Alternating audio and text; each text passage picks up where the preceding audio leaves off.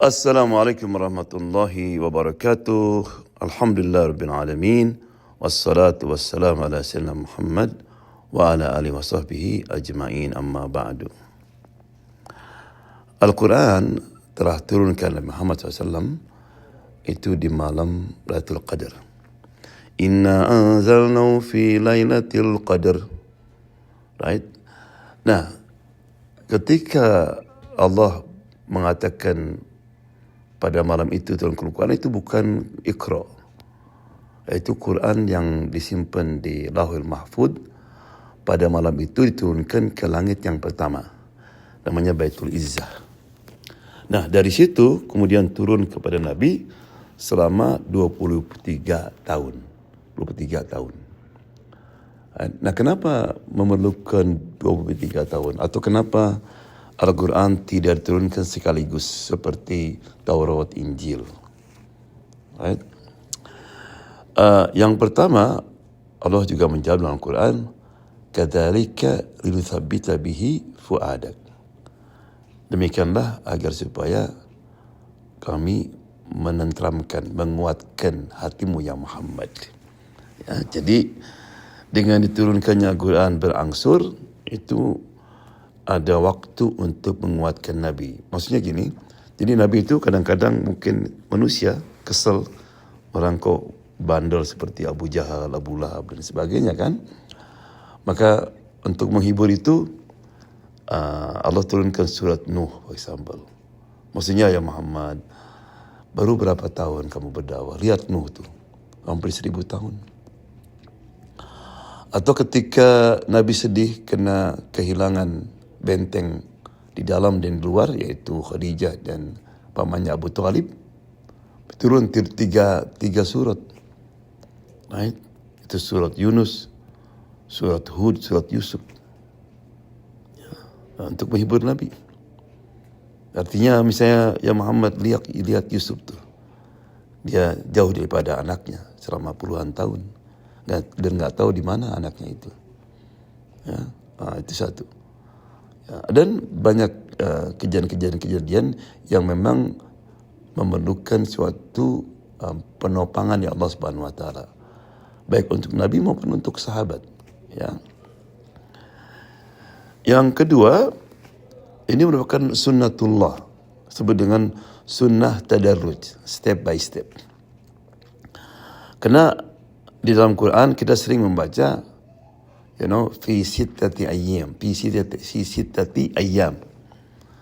Allah menciptakan langit dan bumi dalam 6 hari. Apakah Allah memerlukan 6 hari? Tidak. Right? Ini tadarruj. Karena juga banyak hukum-hukum dan peraturan-peraturan yang kalau diwajibkan langsung, itu berat sekali. Misalnya hukum minum arak. Orang Arab itu bukan main kecanduannya. Maka untuk mengharamkannya itu berangsur-angsur. Yas'alunaka 'anil khamr. Mereka bertanya tentang arak. Qul fihi ma itsmun kabir. Di sana terdapat dosa yang besar, tapi juga ada manfaatnya. Nah, di sini belum haram berarti. Kemudian banyak sahabat yang mabuk ketika salat misalnya. Keturun ayat wala taqrabus salata wa antum sukara. Jangan mendekati salat ketika kamu mabuk. Ini sebetulnya ada suatu pembatasan. Karena kapan mereka bisa minum sekarang? Ya.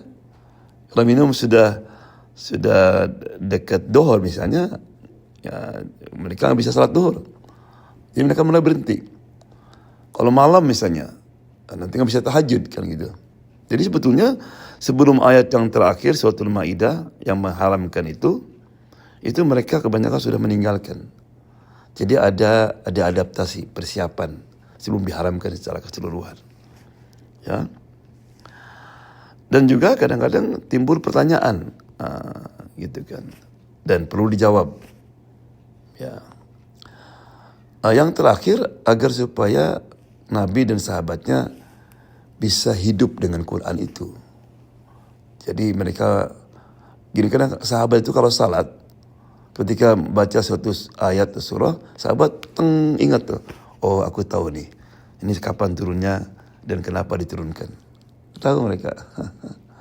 Ya, misalnya ketika mawadda'aka rabbuka wa ma qala, ya Tuhanmu yang Muhammad tidak meninggalkan kamu lalu tidak menjauhkannya. Sahabat ingat, oh ini ketika wahyu agak lama nggak turun-turun, sehingga orang-orang Quraisy mereka memberitahu kepada orang lain bahwa Muhammad sudah tinggalkan sama Tuhannya. Maka turun mawadda'aka dan sebagainya. Ya, itulah 3 alasan kenapa Al-Quran diturunkan, dengan berangsur-angsur untuk memperkuat hati Nabi Muhammad SAW. Right? Yang kedua, ini merupakan sunatullah, semuanya itu harus step by step. Yang ketiga, supaya mereka menghayati Quran itu, tahu kapan dan di mana ayat itu turun.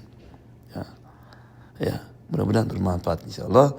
Assalamualaikum warahmatullahi wabarakatuh.